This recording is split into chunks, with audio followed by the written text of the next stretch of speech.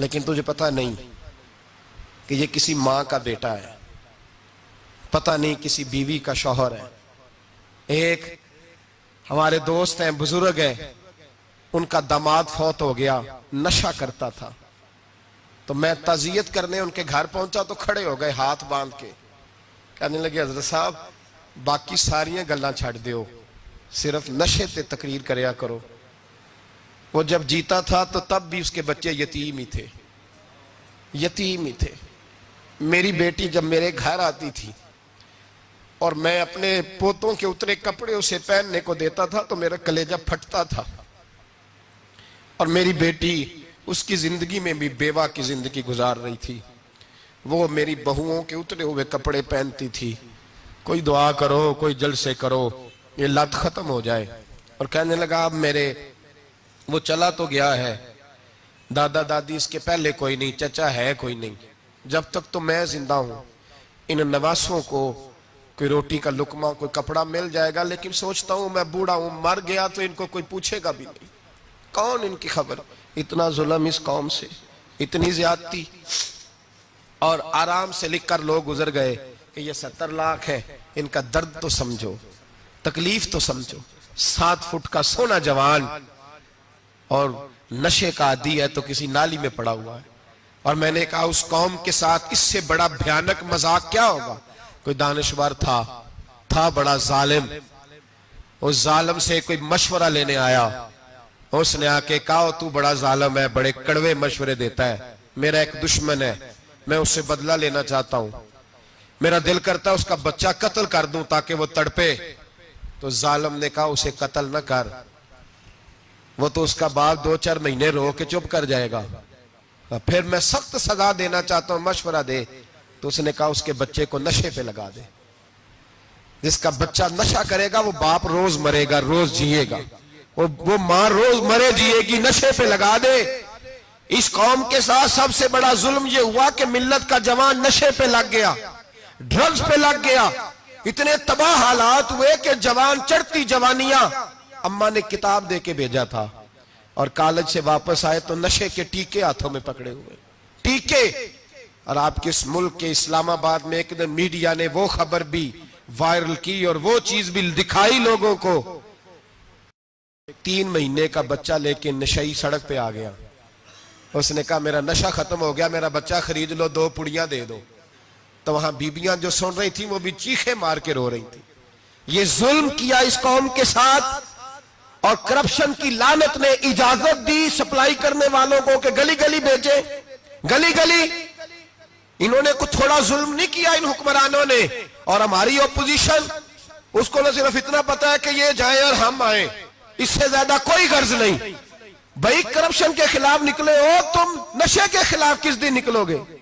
جوئے کے خلاف کس دن؟ قوم تو مر رہی ہے نشے سے، اس کے خلاف میدان میں کب آؤ گے؟ صرف اتنا ہے کہ یہ جائیں اور ہماری باری آئے، اس سے زیادہ کچھ نہیں۔ جتنے مجرم وہ ہیں اتنے ہی تم بنتے جا رہے ہو، اس لیے کہ اصل بات پر نہ وہ آتے ہیں اور نہ اصل بات پر یہ آتے۔ بھائیو، میرے نبی پاک صلی اللہ تعالی علیہ وسلم، اور ایک اور تماشا ہے، یہ میرے پہ اللہ کا یہ احسان رہا، اس لیے نہیں کہ میں پرہیزگار آدمی ہوں، نیک ہوں، اس لیے نہیں، ویسے ہی اللہ بعض اوقات اسباب بناتا ہے، سبب بناتا ہے۔ مجھے نہ شراب کے رنگ کا پتہ ہے، نہ اس کی خوشبو کا پتہ ہے، نہ میں نے کبھی زندگی میں دیکھی ہے، یہ کرم ہے میرے حضرت صاحب کا، میں نے نہیں دیکھی، مجھے نہیں پتا کیسی ہوتی ہے، کچھ باتیں میں نے سنی ہیں۔ ایک محفل میں بیٹھا تھا مجلس میں، تو ایک شخص نے کہا کھانسی نہیں جاتی بچے کی، دوسرا اس کو مشورہ دے رہا ہے، کھانسی نہیں جاتی، بڑی دوائی دیسی بھی فلاں بھی بڑی کھائی، مشورہ دیا اس کو کہ تو اس طرح کر، اس کو نا شراب کے 2-4 چمچے پلاؤ، کہتے ہیں جی اس کو نا یہ پلاؤ تو صحیح ہو جائے گی۔ تو میں نے پلٹ کے اس کی طرف دیکھا، میں نے کہا کوئی عقل کر، کیا مشورہ کرنا؟ مولانا میرا تجربہ ہے۔ میں نے کہا تیرا تجربہ افضل ہے یا رسول اللہ کا فرمان زیادہ افضل ہے؟ تیرا تجربہ افضل ہے۔ حضرت ام سلمہ رضی اللہ تعالیٰ عنہ کہتی ہے میں نے عرض کی یا رسول اللہ صلی اللہ علیہ وسلم میری بچی بڑی بیمار ہے، تو مجھے کسی نے کہا ہے یہ تھوڑی سی نشے والی چیز ہے، یہ بنا کے تیار کر کے دو، صحیح ہو جائے گی، بیمار ہے بچی تو یہ نشے والی چیز ہے، اس کو تیار کر کے دو، تھوڑا نشہ ہے۔ اگرچہ بعض میں نے شروع میں کہا بعض لوگ مریض کو سخت مریض کو ایسی ادویات جو مجبوری بن جائے اس کی گنجائش اور اجازت دیتے ہیں. محتاط علماء تو اس میں بھی بہت ساری چیزیں پہلے بیان کرتے ہیں, لیکن اس نے کہا جی نرا نشہ دینا ہے شفا کے لیے. تو حضرت ام سلمہ کہتی ہے میرے نبی پاک نے میری طرف دیکھا, میری طرف, تو میں نے کہا یا رسول اللہ آپ کیا فرمانا چاہ رہے ہیں؟ تو نبی پاک نے فرمایا ام سلمہ کبھی ناپاک چیز میں بھی شفا ہوئی ہے, کبھی ناپاک چیز میں بھی, کبھی شراب اور خمر میں بھی شفا ہو سکتی ہے. شفا رب کریم نے رکھی ہے پر شہد کے اندر رکھی ہوئی ہے, شفا اللہ نے رکھی ہے قرآن مجید میں رکھی ہوئی ہے. تو اس میں بھی کبھی یہ حضور نے بیان کیا ہے کہ اس کے اندر شفا ہو سکتی, تو امت کتنی دلیری کرتی ہے جو یہ مشورے دیتی ہے کہ اس کے اندر نشہ ہے, شراب ہے, تو کھانسی چلی جائے گی تو فلانی بیماری چلی جائے گی. نہ آؤ ان چیزوں پہ, نہ اپنے ایمان کو خرابی دو, اور نہ ایسی باتیں کرو جس سے کہ ڈائریکٹ رسول اللہ صلی اللہ علیہ وسلم کے واضح ارشادات کی مخالفت ہو. میرے نبی پاک صلی اللہ علیہ وسلم نے فرمایا, اور پھر کچھ لوگ کہتے ہیں تھوڑی پی ہے جی. اب تو میں تجزیے میں پڑھ رہا تھا کہ ایسی شراب ایجاد ہو گئی ہے, لوگ شراب پیتے ہیں اور وہ مست بھی رہتے ہیں, کار بھی چلاتے رہتے ہیں, کہتے ہیں جی نہیں ہمارا ذہن معاف نہیں ہوا تو یہ والی صحیح ہے, نشہ نہیں لاتی. میرے نبی پاک صلی اللہ علیہ وسلم نے فرمایا جس چیز کی تھوڑی مقدار, زیادہ مقدار حرام ہے اس چیز کی تھوڑی مقدار بھی حرام ہے. جس کی زیادہ مقدار حرام ہے اس کی تھوڑی بھی. تو خمر اور شراب اگر فل پینا جائز نہیں تو تھوڑی پینا بھی جائز, یہ حرام ہے اور حرام تھی اور قیامت تک حرام ہی رہے گی. میرے نبی پاک صلی اللہ علیہ وسلم نے منع کیا اور حضور نے اظہار ناپسندیدگی فرمایا, فرمایا 40 دن تو عبادت ہی قبول نہیں ہوتی شراب پینے والے جب تک سچی توبہ نہ کرے. ایک دن صحابہ بیٹھے تھے سارے, حضرت ابوبکر صدیق بھی تھے, فاروق اعظم بھی تھے, عثمان غنی بھی تھے, ڈھیر ساری تعداد تھی صحابہ کی, سارے تشریف فرما تھے.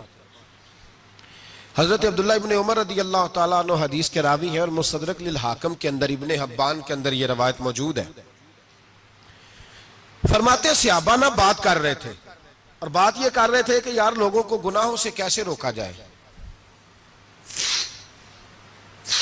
لوگوں کو گناہوں سے گفتگو صحابہ یہ کر رہے تھے. عبداللہ ابن عمر کہتے ہیں بیٹھے تھے اور یہ گفتگو کر رہے تھے کہ گناہوں سے پلاننگ جی ہوتی تھی, ان کی جو محفلیں ہوتی تھی نا بیٹھ کے, وہ خوش گپیاں نہیں ہوتی تھی بلکہ وہ تبلیغ کی, جد و جہد کی, لوگوں کو برائی سے منع کرنے کے لیے بیٹھتے تھے, اس پر منصوبہ بندی کرتے تھے, پلان کرتے تھے, آگے ترتیب دیتے تھے. گفتگو ہو رہی تھی تو اب آپس میں بات ہونے لگی کہ کون سا گناہ زیادہ برا ہے جس پر سب سے پہلے کام کیا جائے.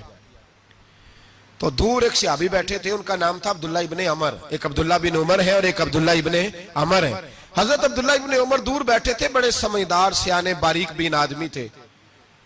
تو حضرت عمر فاروق اپنے بیٹے سے کہنے لگے جا عبداللہ ابن عمر سے پوچھ کے آ کہ سب سے سخت گناہ کون سا ہے. توجہ ہے میرے بھائیوں, ادھر دیکھیے گا میری جانب, پوچھ کے آ کہ سخت گناہ کون سا ہے. عبداللہ بن عمر رضی اللہ تعالیٰ عنہ کی خدمت میں جب عبداللہ ابن عمر گئے تو جا کے کہنے لگے کہ صحابہ پوچھتے ہیں کہ آپ نے زیادہ وقت گزارا ہے نبی رحمت صلی اللہ علیہ وسلم کے پاس, تو بتلائیے برا گناہ کون سا ہے, سب سے سخت گناہ, تاکہ سب سے پہلے اس پر پابندی لگائی جائے, اس پر محنت کی جائے. تو حضرت عبداللہ ابن عمر کہنے لگے صحابہ کو جا کے بتا دو کہ سب سے برا گناہ شراب پینا ہے, سب سے برا گناہ, اور یہ ام الخبائث ہے, برائیوں کی جڑ ہے, گناہوں کی ماں ہے, یہ بنیاد ہے, باقی گناہ اسی سے شروع ہوتے ہیں.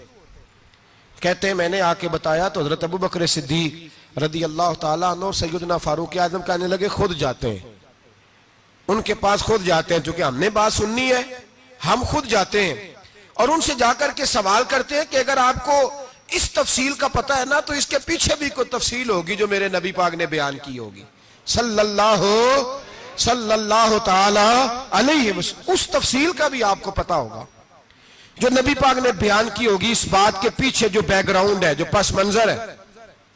فرماتے ہیں کہ ہم اٹھے, عبداللہ ابن عمر کے پاس گئے, ان سے جا کے پوچھا کہ جناب آپ نے یہ تو فرمایا ہے شراب ام الخبائث ہے, تو اس کے پیچھے پس منظر کیا ہے؟ تو عبداللہ ابن عمر کہنے لگے یہ میں نے اپنے پاس سے نہیں کہا, یہ میں نے نبی پاک سے سنا ہوا ہے حضور سید عالم صلی اللہ علیہ وسلم بیٹھے تھے تو حضور نے فرمایا شراب یہ نشہ یہ برائیوں کی ماں ہے. اور پھر حضور نے ایک مثال بیان فرمائی. نبی رحمت علیہ السلام نے فرمایا بنی اسرائیل کا ایک واقعہ ہے. ایک خوبصورت جوان تھا تو ایک عورت کا دل آ گیا اس پر. یہ یاد رکھ لیں, ہم لڑکوں کو منع کرتے رہتے ہیں لیکن ہمیں گھر کی بچیوں پر بھی توجہ دینی ہوگی, ہمیں ان کے فون پر بھی نگرانی کرنی ہوگی, ہمیں وہاں بھی غور کرنا ہوگا. اس لیے کہ اگر کوئی بچی گنجائش نہ دے تو میرا خیال ہے کہ لڑکا جرت کرنے کی طاقت نہیں رکھتا. تو وہاں بھی ان کی اماں سے کہے کہ پابندی لگائے, بچی کسی کا موبائل لے کر کے کہیں اس کو استعمال تو نہیں کر رہی, اس پودے پر بھی توجہ دے, درخت بننے سے پہلے اس کی بھی نگرانی کریں, یہ بھی بڑا ضروری کام ہے. عورت کا دل آ گیا تو نبی پاک علیہ الصلوۃ والسلام فرماتے اس نے کوئی بہانہ لگایا, کسی کو کہا کہ اس نوجوان کو بلا کے لاؤ, اس کو کہو کہ ہم نے کوئی گواہی لینی ہے تجھ سے. وہ نوجوان آیا, ایک کمرے میں داخل ہوا تو اگلے کمرے میں لے گئے, وہاں داخل ہوا تو اس سے اگلے کمرے میں لے گئی, وہ داخل ہوا تو اسی طرح 7 مکفل کمروں میں لے گئی. میرے کریم رسول میرے محبوب پاک علیہ السلام فرماتے ہیں, صحابہ کو سمجھا رہے ہیں میٹھے لب و لہجے میں, فرماتے ہیں جب سب سے پچھلے کمرے میں لے گئی تو ایک لڑکا بندھا ہوا تھا وہاں رسیوں سے, شراب کا پیالہ پڑا ہوا تھا. اور بی بی کہنے لگی کوئی گواہی شواہی نہیں لینی, تجھے اس لیے بلایا ہے کہ تیرے اوپر دل آ گیا ہے, اب میرے ساتھ منہ کالا کر. تو وہ جوان کہنے لگا نہیں, میں نے اپنے نفس کو پاک رکھا ہوا ہے, میری نظر بھی پاک ہے, دل بھی پاک ہے, اور اس کی برکت یہ ہے کہ رب نے میری روح کو بھی پاک رکھا ہوا ہے, تو میں یہ حرکت نہیں کر سکتا. پاک لوگ پلید کاموں کی جانب توجہ نہیں کرتے, میں یہ حرکت نہیں کر سکتا. اقبال نے اپنے بیٹے کو دعا دی تھی, اس نے کہا تھا حیا باقی نہیں ہے زمانے کی آنکھ میں, خدا کرے کہ رہے تیری جوانی بے داغ, خدا کرے کہ رہے تیری جوانی بے داغ. کہا میرے ساتھ منہ کالا کر, اس نے کہا میں نہیں کرتا. کہنے لگی چل پھر اس کو قتل کر, اس کو میں نے باندھا ہوا. اس نے کہا میں قتل کیوں کروں, میری کیا دشمنی ہے. کہا پھر شراب پیو, کہا میں شراب بھی نہیں پیتا. تو کہنے لگی اب تو میں نے تجھے اپنے چنگل میں پھانس لیا ہے, اب تو یہاں سے بچ کے جا نہیں سکتا, اور اگر تو باہر جائے گا تو میں شور کروں گی, لوگ جمع کروں گی, اس نے میری عزت آبرو پہ ہاتھ ڈالا ہے, تو بچ تو نہیں سکتا, ایک کام تو کرنا پڑے گا. محبوب فرماتے ہیں اس نوجوان نے سوچا کہ زنا بھی بہت بڑا جرم ہے, قتل بھی بہت بڑا گناہ ہے, چلو اب مجبوری ہے تو شراب پی لیتا ہوں. لیکن وہ سمجھا نہ کہ شراب تو بنیاد ہے. اس نے ایک پیالہ جو پیا, کہنے لگا ایک اور دے دو, دوسرا پیا تو کہنے لگا ایک اور دے دو. اب 3 پیالے 3 بوتلیں شراب جو پی چکا تو خماری چڑھ گئی. اب اس عورت کے قریب جانے لگا کہ میں تیرے ساتھ زنا کروں گا.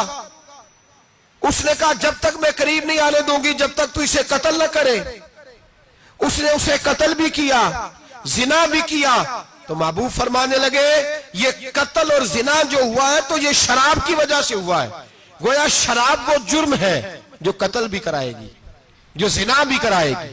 اور اگر آپ نشئی کو دیکھیں, اگر آپ شرابی کو دیکھیں تو کیا وہ ڈکیتیاں نہیں کرتا پھرتا, وہ چوریاں نہیں کرتا, وہ اپنی ہی ماں کا زیور نہیں بیچ آتا, وہ اپنی ہی بہن کا پڑا ہوا جہیز نہیں بیچ آتا, وہ اپنے ہی گھر میں ڈاکے نہیں ڈالتا, وہ اللہ کے گھر مسجد میں آ کر کے چوری نہیں کرتا.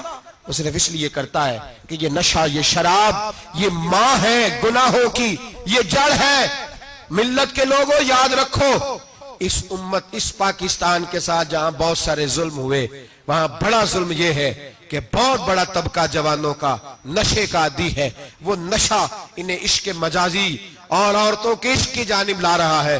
وہ نشہ چوریاں کرا رہا ہے, قتل کرا رہا ہے, ڈکیتیاں کرا رہا ہے. بہت بڑے ظالموں نے بہت بڑے ہاؤس بنائے ہوئے ہیں جن کے اندر شراب فراہم کی جاتی ہے, نشہ دیا جاتا ہے.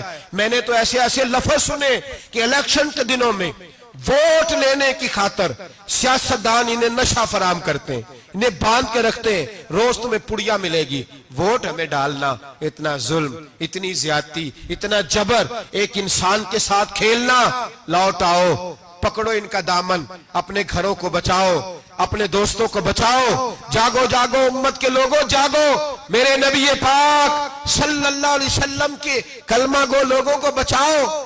ان پر اگر سختی کرنی پڑتی ہے تو کرو, پیار کرنا پڑتا ہے تو کرو, محنت کرو, جدوجہد کرو.